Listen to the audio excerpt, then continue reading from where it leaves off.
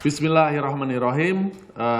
Yang saya hormati Bapak Yuda Agung, Direktur Eksekutif dari Departemen Kebijakan Ekonomi dan Moneter.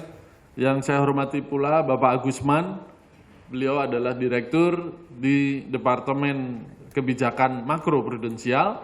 Kawan-kawan media yang saya cintai, selamat sore. Assalamualaikum warahmatullahi wabarakatuh.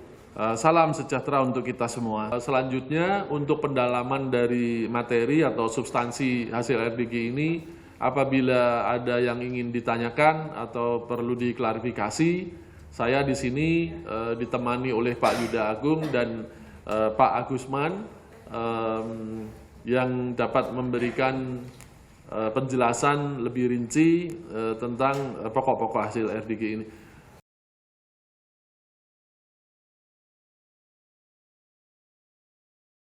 Yang pertama terkait dengan stance kebijakan moneter. Jadi dengan melihat perkembangan global, khususnya ketidakpastian di kebijakan normalisasi Fed, ya, ini stance kebijakan Bank Indonesia sampai saat ini belum berubah, ya, yaitu masih bias ketat, ya. Nanti tentu saja kalau kebijakan Fed ini sudah berlalu dan sudah ada penyesuaian-penyesuaian, tentu saja ke depan akan dilihat kembali apakah perlu adanya penyesuaian. Tetapi sampai saat ini kami masih melihat risiko dari sisi global masih cukup besar sehingga stance kebijakan yang sekarang masih dijaga. Yang kedua terkait dengan current account. Current account tahun 2014 ini kami perkirakan defisitnya sekitar 3%. Ya. Untuk tahun 2015 ada beberapa faktor yang mempengaruhi current account. Namun demikian yang perlu dicatat adalah tahun 2014 ya, itu memang lebih banyak didorong karena konsumsi minyak yang tinggi, ya, impornya minyak yang tinggi menyebabkan current account yang pada level itu. Tapi tahun 2015 current account yang sama itu digunakan, current account defisit yang sama itu digunakan untuk sektor yang produktif, yaitu untuk infrastruktur. Jadi walaupun levelnya kami perkirakan kurang lebih sama, tetapi ada pergeseran yang dulunya lebih banyak untuk konsumsi, ya, konsumsi minyak khususnya. Sekarang ini setelah bergeser kepada untuk kegiatan-kegiatan yang lebih produktif, yaitu untuk sektor-sektor infrastruktur.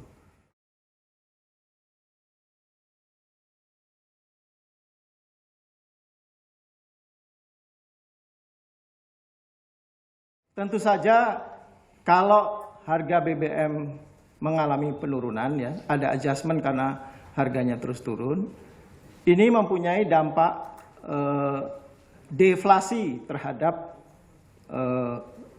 yang memberikan kontribusi deflasi terhadap harga-harga di tahun 2015 ini. Ya, perkiraan kami, ya, kalau kami menggunakan asumsi harga minyak sejauh ini kami menggunakan angka 65 karena ini yang sejauh ini perkiraan dari banyak kalangan dan proyeksi kami menunjukkan kemungkinan tahun ini sekitar 65, ya. Dengan asumsi-asumsi itu diperkirakan dampak penurunan harga minyak, ya, dari yang sebelumnya berkisar yang di bulan Juni tahun lalu itu masih sekitar 100-an, sekarang sekitar 50-an gitu, ya, 50 US dollar per barrel. Ini memang mempunyai dampak positif terhadap inflasi. Dia memberikan kontribusi deflasi sebesar, perhitungan kami sebesar 0,24% untuk keseluruhan tahun 2015. Tapi yang jelas ini sangat positif terhadap inflasi, gitu.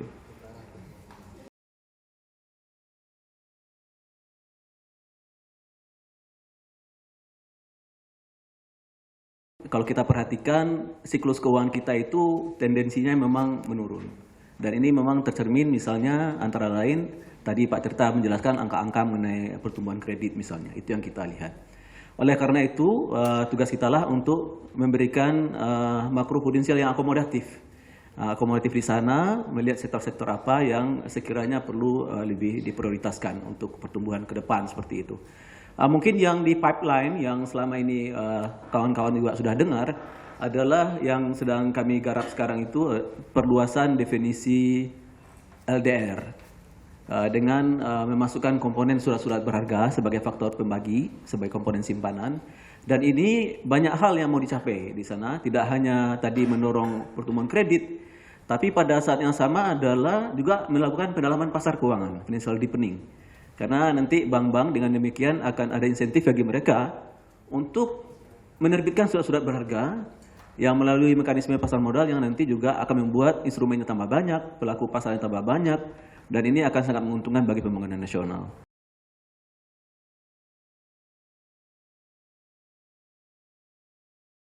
Dan salah satu juga yang akan kita lihat adalah nanti bagaimana kita mendorong UMKM lebih baik, terutama kredit UMKM yang kualitasnya baik.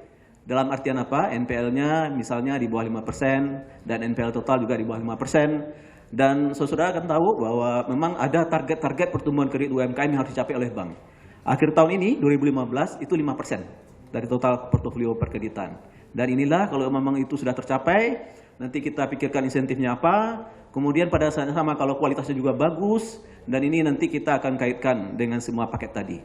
Demikian kira-kira yang mungkin kita bisa share Pak Tirta.